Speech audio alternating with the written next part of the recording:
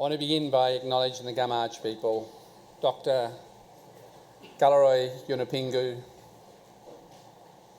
And let me say I'm delighted to be here today, and I acknowledge and pay my respects to the Yolngu people whose country we're on today.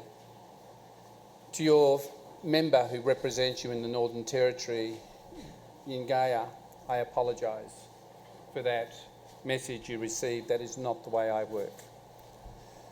We respect your languages, your culture, including your dreaming and creation stories. And I want to thank all those who are here today for having attended, because it's important. When I received my charter letter that all ministers receive when they are given their role, my first point of achievement was to achieve constitutional recognition in the term of this government. And I, like Noel, remain optimistic. But I also want to thank Murray Gleeson for his speech. If you haven't had time to read his speech, read it. He provides the very salient points that we as a nation and we as governments have to consider in a way that will take us forward. Robert French, equally, has come out strongly as a former High Court judge in making his views known. And then Noel, it was interesting you referring to the forgotten people, because I also found of extreme interest the shifting position of people who, when I first was involved in this, told me we had no hope. People who said it would be too challenging, but it's not. Our story and our culture is both unique to each nation and shared across Australia. Whilst we form distinct kinship groups and nations, there is so much that unites us too. Our stories weave a rich tapestry together. We stand today on Gulkula site. The auditorium that we are seated in today recognises Garma, red kangaroo, the created being who taught his people songs, dances and ceremonies as he travelled over the land. I received a call to ask me to bring my buka to celebrate the connection with what my elders had given me and what is important on this site. Because our stories are interwoven. In fact, you would have seen from my buka, it's made of 4 kangaroos, including a red kangaroo, or a malu, as it's affectionately known in Yolngu country. It has 4 tails that can be seen to point to the north, the east, the south and the west. We are all united in creating our future together, no matter where we've come from. As Minister, I have responsibility to reflect the views of Aboriginal and Torres Strait Islander Australians in many of the matters that come before government. And the theme for this year's Garma Festival is so important: pathways to our future. We all have a voice and a role to play in determining our pathways forward. And those voices never diminish, it doesn't matter where we are. That when we speak and express our views, then there's a reflection of our individual position, but more importantly, our family. And equally, that of our community from which we come, because we often, by listening, gather broader understandings and knowledge of the things that must be tackled. This site is connected with the actions of an ancestor, and I apologise if I pronounce it wrongly, Gulkula, who used his walking stick to disturb the bees, then looked up to trace their flight, looking up to the future, a future that has to be different to that of the past. We now have the opportunity to discuss and explore pathways together that are fair and just, that recognises our place in this nation, that recognises the place of every Aboriginal community, every Aboriginal and Torres Strait Islander nation in Australia. is the future for our youth, our children, our grandchildren, and those who have yet to come. Garma has a strong tradition of having honest discussions about issues impacting Aboriginal and Torres Strait Islander people, and today you've seen that reflected in every speech that we have heard. The power of the views of those who have a vision for their community and their region and our people.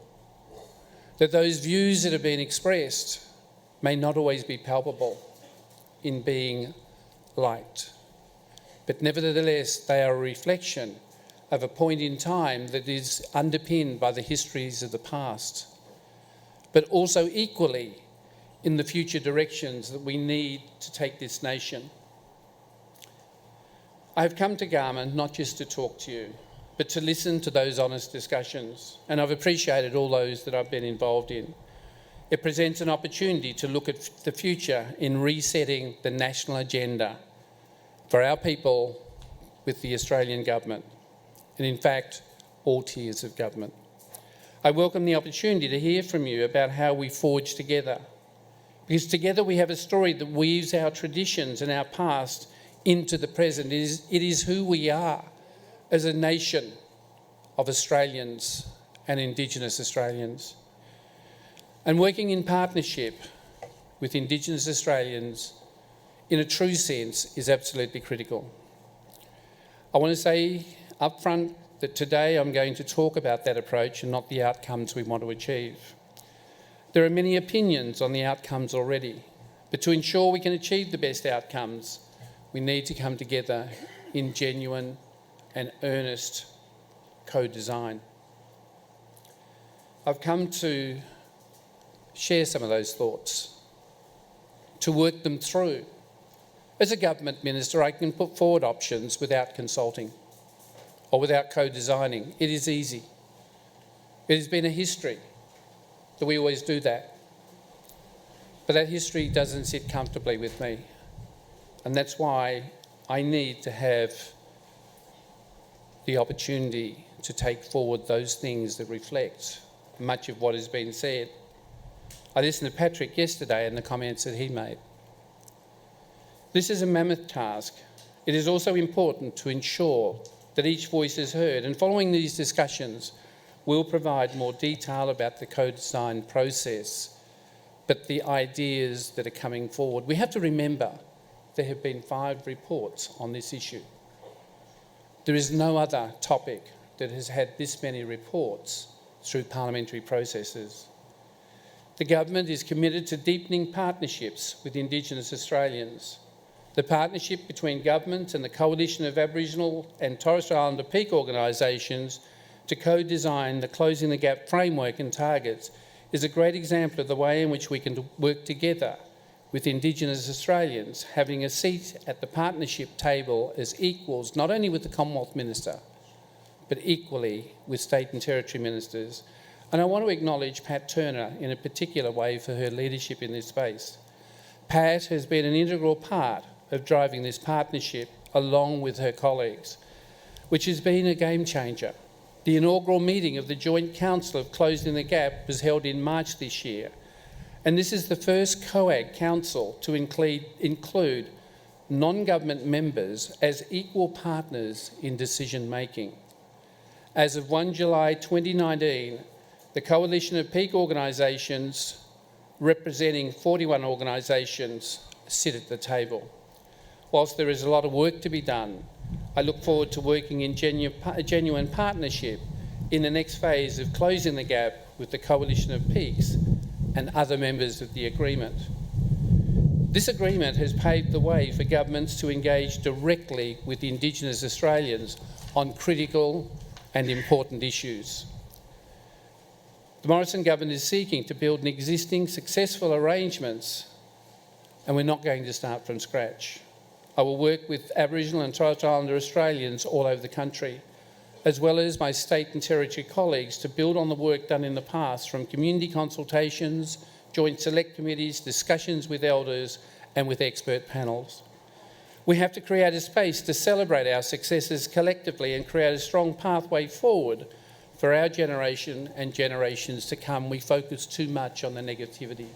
We have to learn to celebrate those things that we achieve and where we are making incredible gains, because when I traverse this nation, I see communities like this one achieving outcomes that are unparalleled in other areas, and it is important that we consider all matters that work. Garma is an incredible opportunity for all of us to listen about how we can articulate a voice and how we can ensure we are recognised in the Constitution as the oldest living culture. It's important to reiterate that co-design is not starting with a blank sheet of paper. Many of you already have done a lot of thinking about this. A lot of work had been done previously by the expert panel and joint select committees, and I acknowledge we are building on this work. As I've mentioned before, the policy development about the voice won't be made in my office.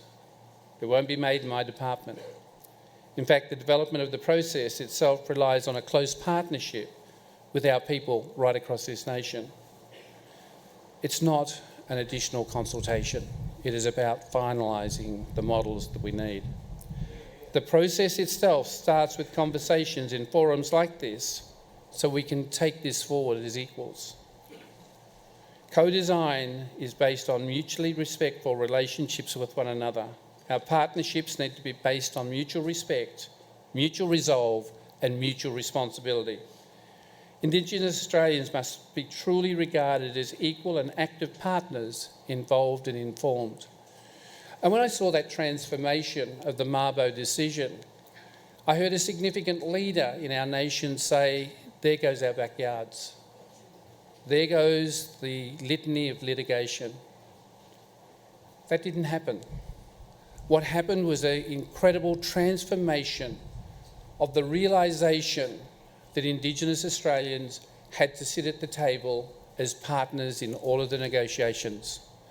That the work that was commenced by many of the Indigenous leadership at the time realised a different approach. We still have areas where that is not working in the way that it was always intended, and we will continue to push for that. This is why the process has not been articulated before these important discussions with Indigenous leaders are held. Our people need to be at the centre of any engagement. I personally envisage that there will be a multi-stage process. As a first step, we need to work closely with leaders to build on the work to date, and then take the results of this test more broadly. And I'm committed to engaging with as many people as possible through this whole process. I have committed to a parliamentary working group to engage across the Parliament and seek the counsel of Indigenous leaders to make sure that we get this right. What I want to do within the Parliament is to find out those colleagues who are strong in their support and advocacy. I then need to know those who are rusted on in their views at the moment that there should be no recognition. Because they need to understand what is their opposing position in respect to why you cannot recognise the other half of this country on a birth certificate. The government will not preempt the process and the outcomes of these discussions. From my perspective, as I said, there are many layers of the voice. I hear when I go into communities people saying to me, "Who listens to my voice?" We heard that very clearly from Denise this morning when she articulated the frustration of the Yolngu people in respect to your territory government and the Commonwealth. Those are the voices that are critical in shaping the directions that we need to take if we are going to fix up the gaps in so many areas. We need to hear from Indigenous groups and organisations and communities, and the government is already engaging in both. We're seeking to build on the models that already exist. Empowered communities are having an impact. They are involving people in direct decision-making. Murdi Parki and other state and territory local design-making arrangements are not cut across this work, because if we do that, we disempower those groups that have been established for some time. This will better enable First Australians to make decisions with governments on key matters for their community and region, determining local priorities and how to direct the work that needs to be done.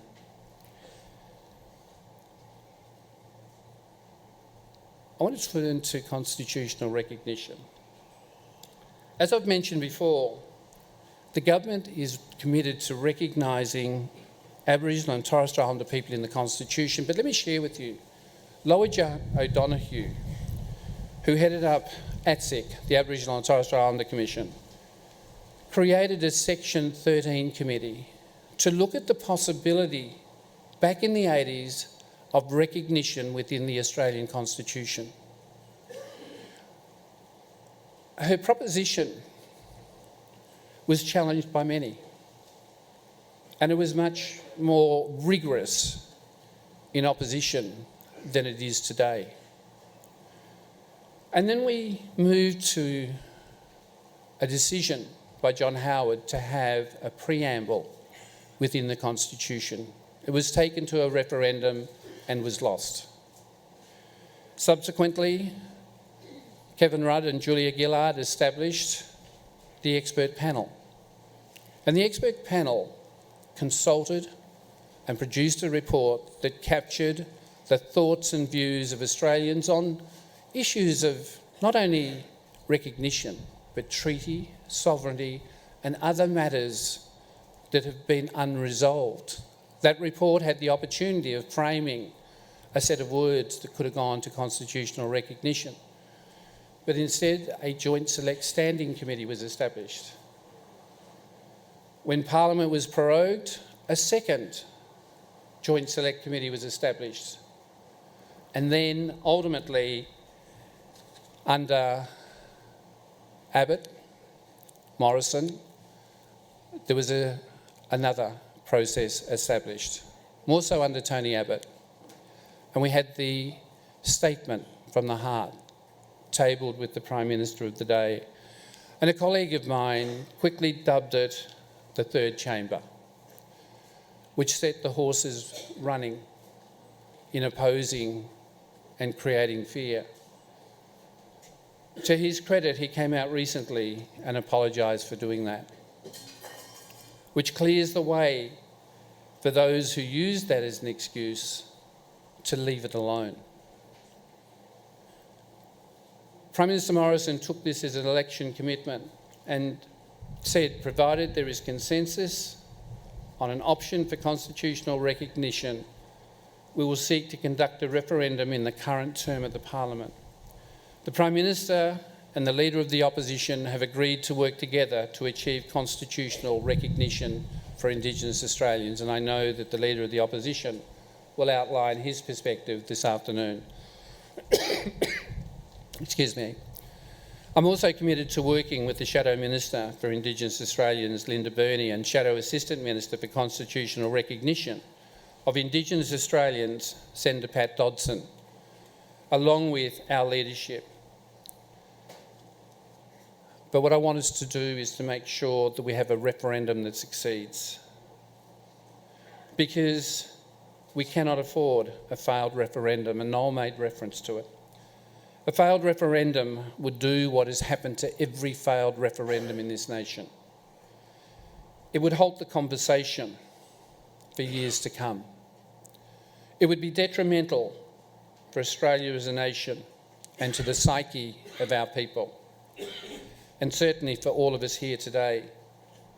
I can't recall any constitutional question that failed ever being resurrected again. The last referendum was at least 2 decades ago on the Republic, and that has not resurfaced. That is why it is critical to have the right words. We need to ensure it represents our people and all Australians.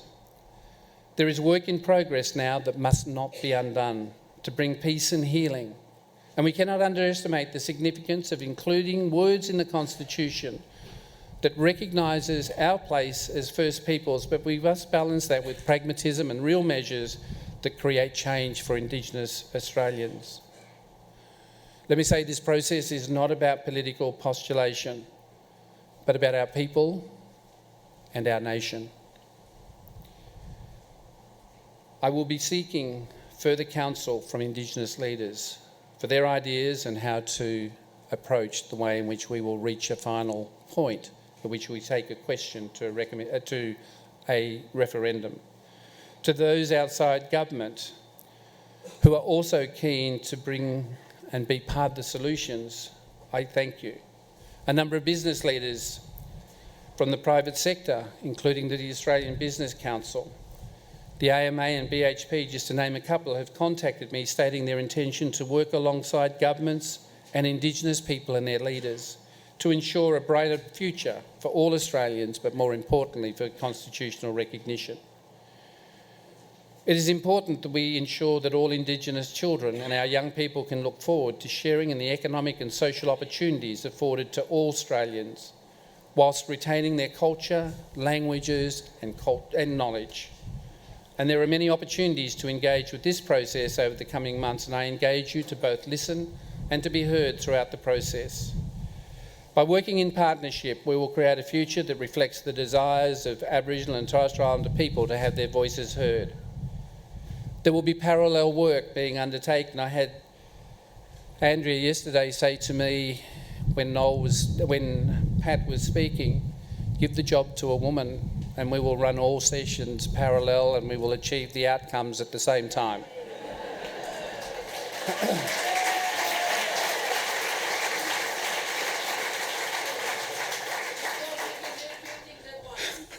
And we had a good discussion about the parallelism that has to happen.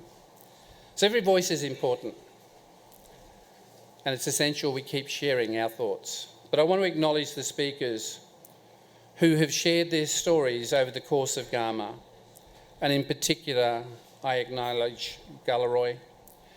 I will acknowledge Mick Dodson, who has a role as Treaty Commissioner for the Northern Territory, Pat Turner and June Oscar, who are to speak, who'll be sharing their personal reflections as Aboriginal leaders at the moment. I think there is change in the air. I am pessimistic that we will achieve an outcome. Optimistic, sorry. I made the wrong word. I was listening to Noel when he was talking about pessimism and optimism, and I was quite taken by a couple of comments he made, and I didn't mean to say that. I am totally optimistic. And I know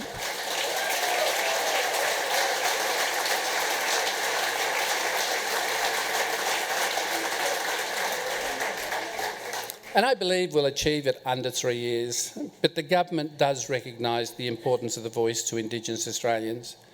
The government has accepted all recommendations from the Joint Select Committee report that Julian and Patrick chaired. The nation celebrated the idea of voice, treaty and truth during NAIDOC week, and we are beginning to take that journey, to engage on all three issues. How we do it is important and critical. Together we need to keep exploring the details of a voice.